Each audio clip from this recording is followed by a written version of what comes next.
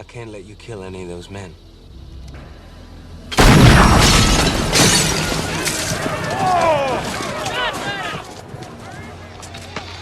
That was a great shot. Not so great. I aim for his head. Welcome back to Review Lens. This is the story of one man who wouldn't surrender and the powerful army that tried to force him. Geronimo, an American legend, was released in 1993. Directed by Walter Hill, the film tells the story of Geronimo, the Apache leader who resisted U.S. forces longer than any other Native American. It's based on true events. It doesn't always stick to perfect accuracy, but it never loses sight of the man at the center. Wes Studi plays Geronimo. Quiet, focused, powerful. No long speeches, just presence. You feel his intensity in every glance. Studi doesn't play him as a wild warlord or a peaceful saint. He plays him as a man with no intention of bowing to an army that broke every treaty they made. Studi had already played strong native roles in Dances with Wolves and The Last of the Mohicans, but this role put him front and center, leading a big studio film as a native Apache. That's still very rare. The film starts after Geronimo's first surrender in 1883. He agrees to move his people to a reservation, but mistrust runs deep on both sides. He breaks away again. What follows is a multi-year pursuit by U.S. forces, cavalry units and scouts alike, all tasked with bringing him in, dead or alive. Jason Patric plays Lieutenant Charles Gatewood, one of the few white officers who tries to respect Geronimo instead of just chasing him. Gatewood's not perfect, but he understands that brutality won't win this war. He's the one who ultimately negotiates Geronimo's final surrender. Patric stays understated the entire movie. He never overplays. That's a part of the realism. His scenes with Studi carry weight because they're two men, on different sides, trying to stop a cycle they didn't start.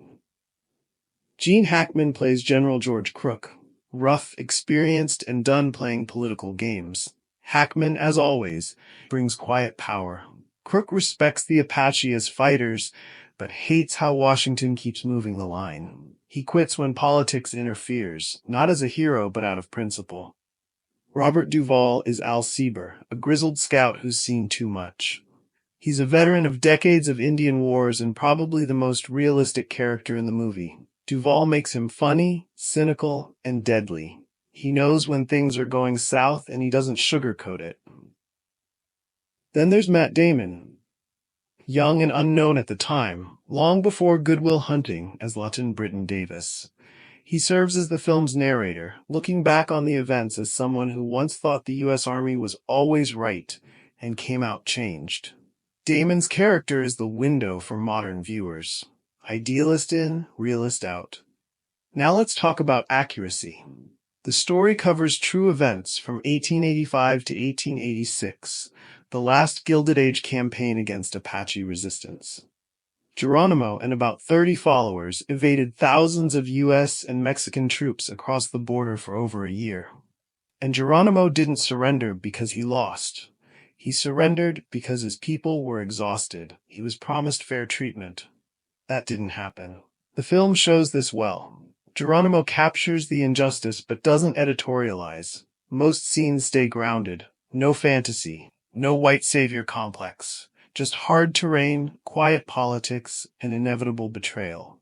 The visuals are strong, shot in Arizona and Utah. Big sky, red deserts, mountains. Seems peaceful until you realize what's been done there. Ry Cooder's score ties it together. Slow, haunting guitars. It never distracts. It haunts you. Some trivia. The real Charles B. Gatewood was born in Virginia and served under Crook for years. He spoke Apache and built enough trust to be the only officer Geronimo would deal with. The cast reportedly trained for weeks on horseback, and all the Apache roles were played by native actors, a real rarity in the 90s. Roger Ebert gave the film 3 out of 4 stars, praising the performances but pointing out how quietly the movie plays out. He was right. This film isn't loud. It earns its moments. Geronimo's surrender in 1886 made headlines across the U.S., but by 1894 he was imprisoned in Oklahoma. He died in 1909, never allowed to return home. The movie ends with no big victory, just men riding away, promises broken, and Geronimo, the last holdout, looking back without regret. It's not a happy ending. It's not fake history either. It's just truth told straight. Thanks for watching, and don't forget to like, share, and subscribe for more reviews and deep dives into great movies. As always, see ya on the next one. Save us a balcony seat and extra butter on the popcorn. قد أستيه شادست